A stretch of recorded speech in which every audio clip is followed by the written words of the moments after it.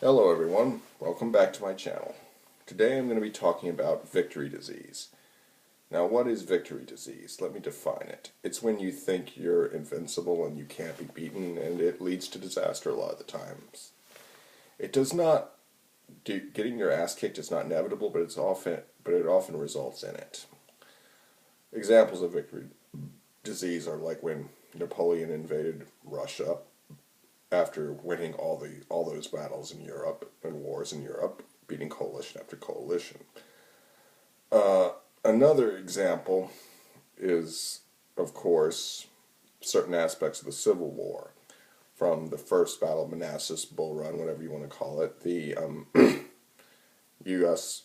Army or the Union thought that this would be another walkover after repeated victories in the Indian Wars and their victory in the Mexican-American War. Now, as if you know, anybody who knows anything about the American Civil War knows that that's not what happened. The Confederates won. Likewise, the Confederates often thought to themselves, "Oh, the Yankees can't fight," especially after the Battle of Chancellorsville. A month later, they were in Gettysburg, and well, actually, 2 months later, they were in Gettysburg, and we all know what happened there. Disaster. So the Confederates thought often in a similar manner, stereotyped the Union, and that, of course, led to disaster. Another example was Hitler's decision to invade the Soviet Union after conquering most other places in Europe with pretty good results, with very minimal losses. We know how that turned out, of course, and Japan's decision to attack Pearl Harbor after winning the first Sino-Japanese War, the Russo-Japanese War, and a string of early victories in the second Sino-Japanese War. They also got victory disease, and even worse after Pearl Harbor. They, bulldozed through Malaya. They took the Philippines, all that jazz. And the end result was the Battle of Midway, which they lost spectacularly. And if you want to learn more about why, even if the Japanese had won Battle of Midway, they would have been doomed. Watch my video of why Japan could not win World War II. And finally, on a similar note, we come to the Yom Kippur War, where the Israelis, they thought, oh, the Arabs can't fight, especially after the Six-Day War. They thought the Arabs were just sucked ass at fighting, and they couldn't fight, and they wouldn't dare attack again, and if they do, we'll whoop them again, and all that crap. Ha ha ha ha ha. Well, the Arabs got their shit together, and the Israelis were very surprised when they came rolling back in a few years later. Although Israel was not defeated, it was a hard-won victory. And it's really remarkable that they survived. I mean, they survived victory disease, among other things. So the Yom Kippur War was a remarkable victory for Israel. It really was. Check out my video on it, on why Israel won the Yom Kippur War. It's really interesting. Anyway, victory disease. Let's look at the symptoms of victory disease. You get a certain arrogance about you. You think your abilities are all that, and your enemies just suck. And after a string of victories, particularly against the same enemy, he starts to learn. Because you see, you learn more from defeats than you do from victories. That's just a fact. That's the whole reason Blitzkrieg was developed by the Germans. The French and the British, they had guys that were actually similar to Heinz Guderian, and but nobody listened to them because they had already won the Great War. But the Germans, they went to the drawing board. They revamped everything, and as a result, they were a full generation ahead of pretty much everybody they fought against in the early part of the European War in World War II. And I could go on and on about why the Wehrmacht was so successful. I'll make a video about it sometime in the future, but for now we'll stick to victory disease. Also, another thing is that, you get arrogant. You're like, yeah, we're all that. Yeah, we can beat anybody. Next victim, next victim, next victim, next victim, next victim. And then finally one of those intended victims beats the shit out of you. And another thing about victory disease is that it's like you often become complacent, convinced that you know everything. If you think that you know everything about warfare or anything else, you're a fool. Because while you're just sitting there doing nothing, thinking you're all that, other people are out there gaining more knowledge, gaining more skills, and just learning.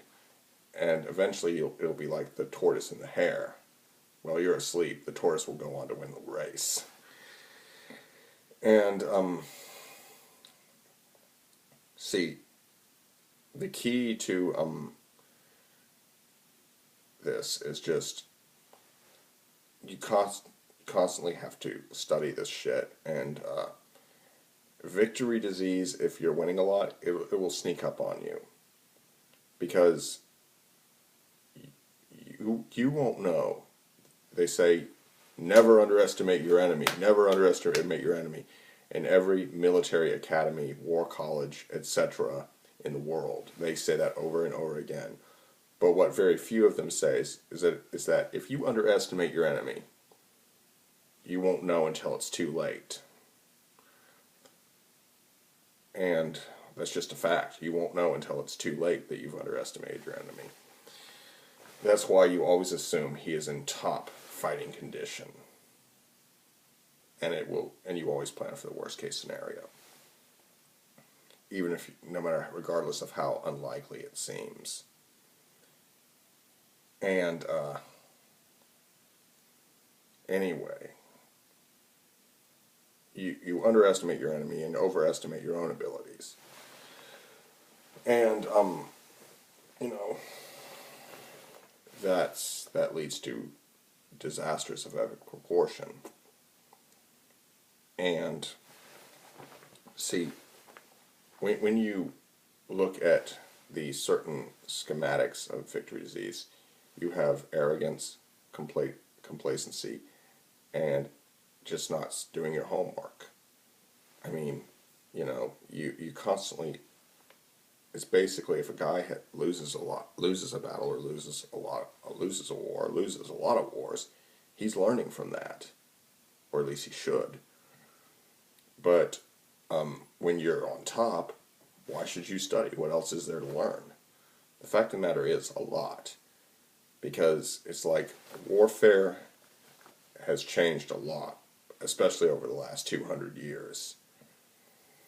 And, the schematics, the tactics, the strategical implications, what's valuable, what's not, what needs to be taken, what doesn't, all these things. And it's to avoid victory disease. You got to vaccinate for it. Remember, prevention is way, way better than a cure. Trust me. And this victory disease is no exception. Anyway, the vaccine for it is simply you always assume your enemy will be strong, effective, dedicated, and skillful. And regardless of how many times you've gone against him and failed to defeat you, you always keep a lookout. You always assume he's learned something new, because he has. He's gotten a lot smarter since last time, whereas you haven't learned anything because or most likely have not learned anything because you're too busy basking in the fruits of your victories. You're too busy waving your hand at your little Roman triumph, waving to the crowds, and just being on top of the world. But the fact of the matter is that sometimes you lull yourself into a false sense of security. And when that happens, disaster strikes. And, you know, remember Murphy's Law, anything that can go wrong will. And always assume your enemy is at the top of his game. Assume he is the best in the world, whoever you're fighting. Because, you know, regardless of how many times you've beaten him, because complacency and arrogance, they lead down a black hole of disaster.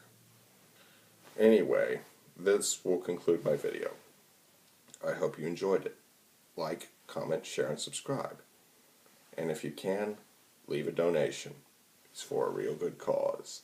And I would really, really be grateful if you would help me out with this. I thank you all for listening. I've enjoyed making this video, and I hope you've enjoyed it. Till next time, I'll see you all later. Bye-bye for now. Bye.